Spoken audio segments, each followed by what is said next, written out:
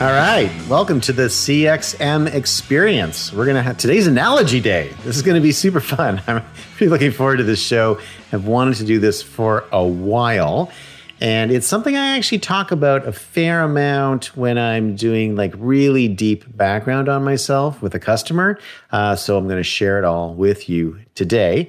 As always, I am your host, Grad Kahn, and I am the Chief Experience Officer, CXO, at Sprinklr.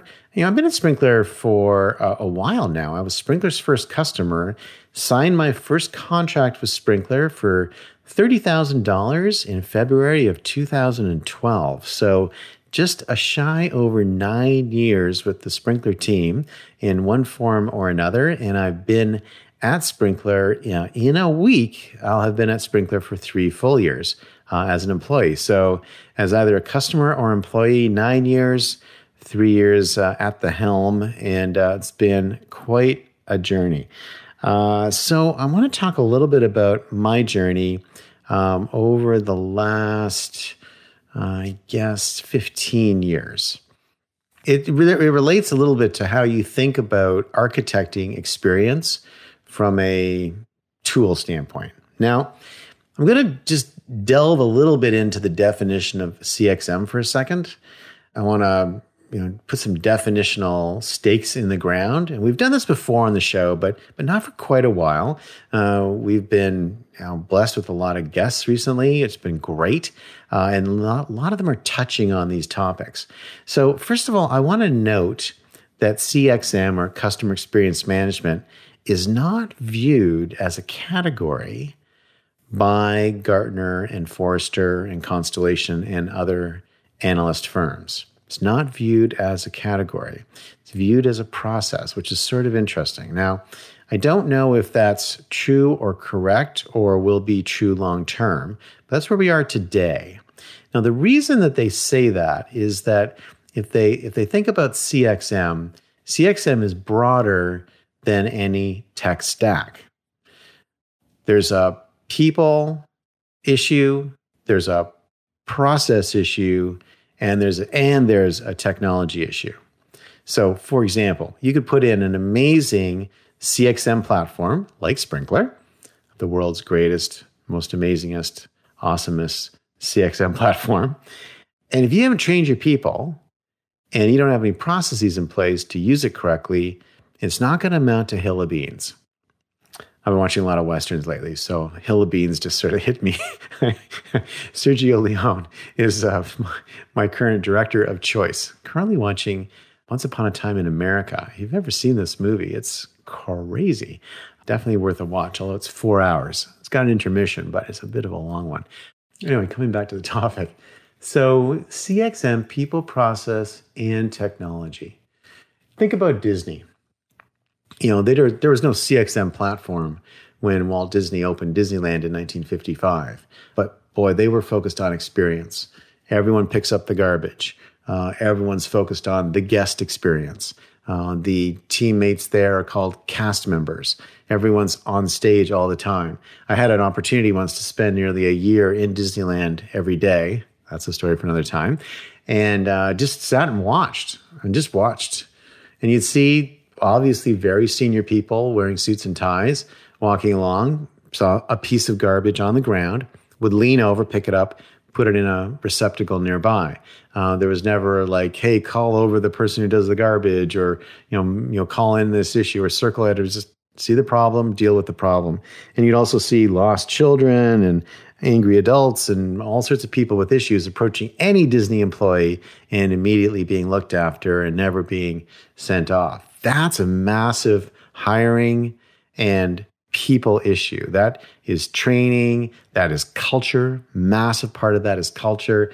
That's just the way we do things. Then there's process, and you've got to have great playbooks. You've got to be able to have things that could be instantiated and repeated over and over again. That's a fair amount of work, but a lot of that is just understanding the process of how people experience your product or your store or your amusement park, etc. And then there's technology.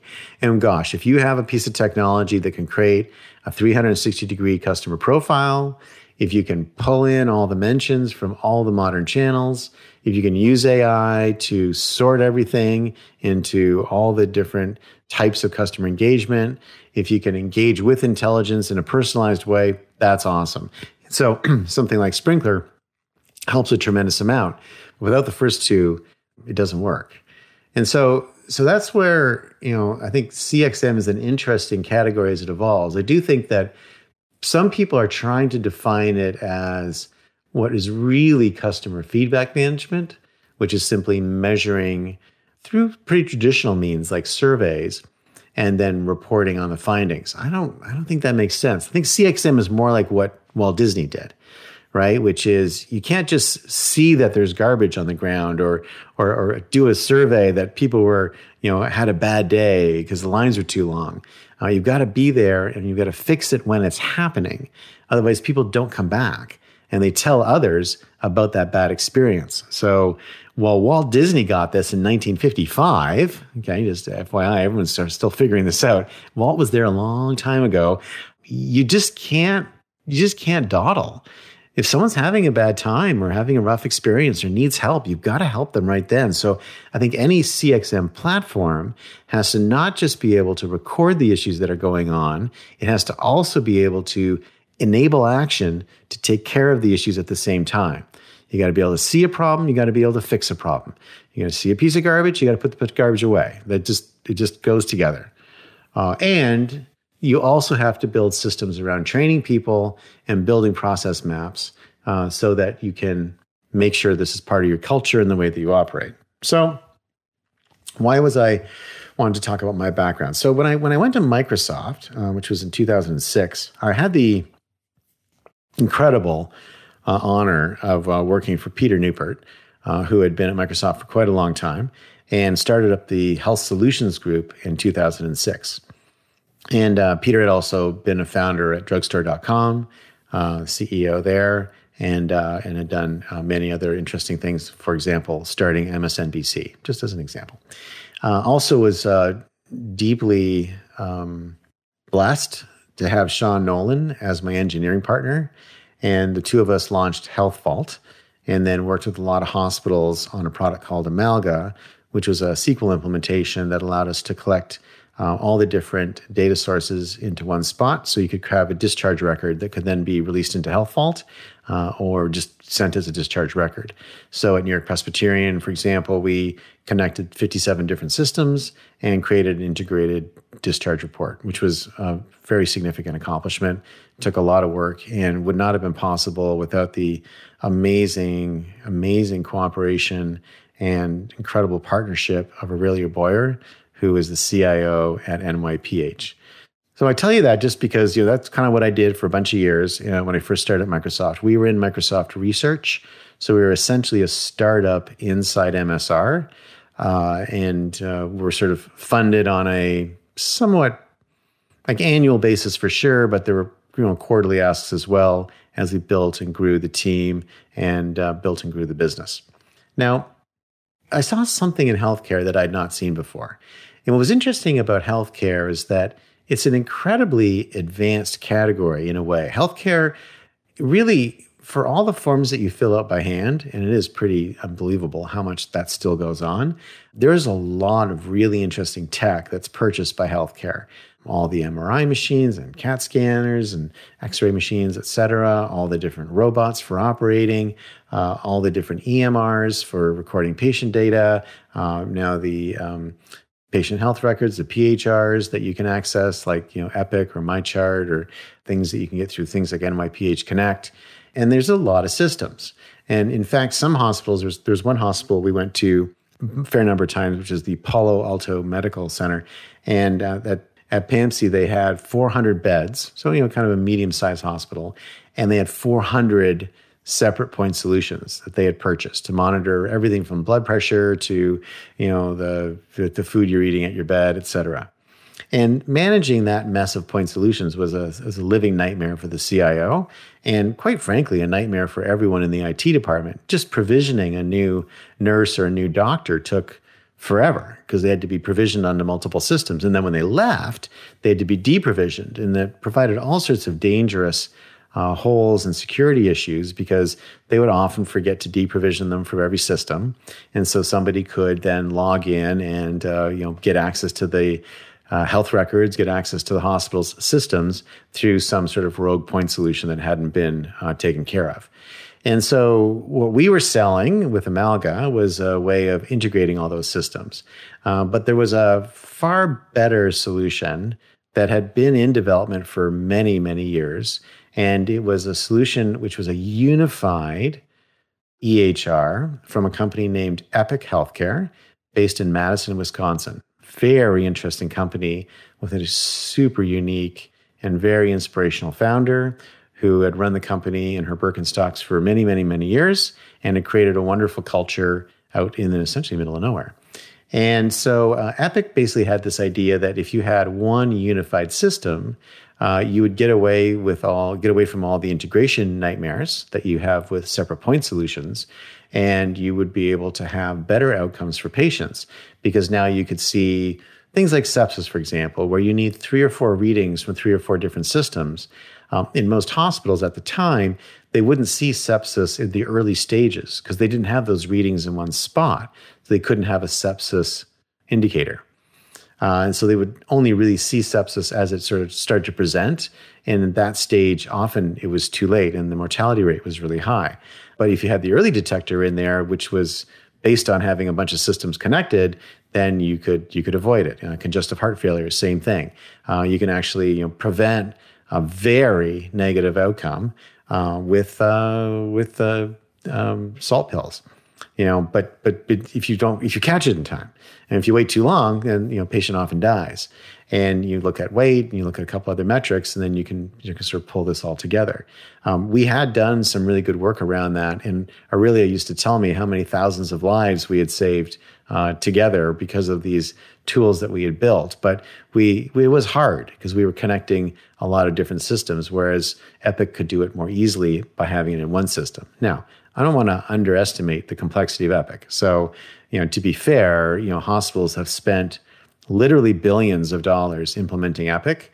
A billion's not an unusual number to implement Epic. 5 billion, 6 billion, 8 billion are all numbers that I've heard or I'm aware of. But once you get it up and running and get everything integrated and get it unified, you've got something pretty special. And Epic has built a thing called MyChart, which allows you to share that data with the patient. So they built a version of Health Vault, although it was locked to the Epic system, it was an effective way. And I go to Columbia Doctors today in New York, and I'm able to see healthcare data. I'm able to pay my bills. It's actually quite a smooth system, works incredibly well. So why am I telling you this story? So when I started in healthcare, Epic was there, but not a dominant player. By the time I exited healthcare, just a few years later, Epic was clearly the dominant player. The move had been made by hospitals to move away from best-of-breed point solutions and to move to a unified system. And it just so happened there was only one unified system, and that was Epic. Today, Epic is more than 60% of the EHR market, the far, far, far dominant player. It's an amazing story that's rarely told. It's a fantastic investment. So, what does that have to do with marketing? Well, when I got to the US and I was being asked to build out a MarTech stack, I took the learning I had from healthcare and I said, hey, there's a world of hurt waiting us here in MarTech because we could make the same mistake the hospitals did and build a bunch of point solutions, build a Frankenstack. And that's just basically what everyone kind of went about doing. There were a few of us who built best of suite approaches. And when I met Sprinkler and they talked about their unified front office, it was pretty exciting to me because they were doing the exact same thing that Epic had done. They were at an earlier stage and there were many more hurdles to overcome and a lot more code to write. But Sprinkler had, I believe, the right strategic idea long term. And that is proving to be correct. So that's sort of how lessons from one category or one industry can be shared with another industry. And what's interesting to me today, we just did the interview with David yesterday, and David was talking about where he was going at Mount Sinai and thinking about marketing as a relationship motion. And what Dave is clearly thinking about and worrying about is how does he measure the relationship and how does he get that single integrated profile? And I'll make a prediction that I'm going to say that I'm betting that healthcare figures this out faster than the rest of us. And if we want to get good guideposts on how to really measure the strength of a relationship with a customer, let's look to healthcare. Let's see how they're doing it.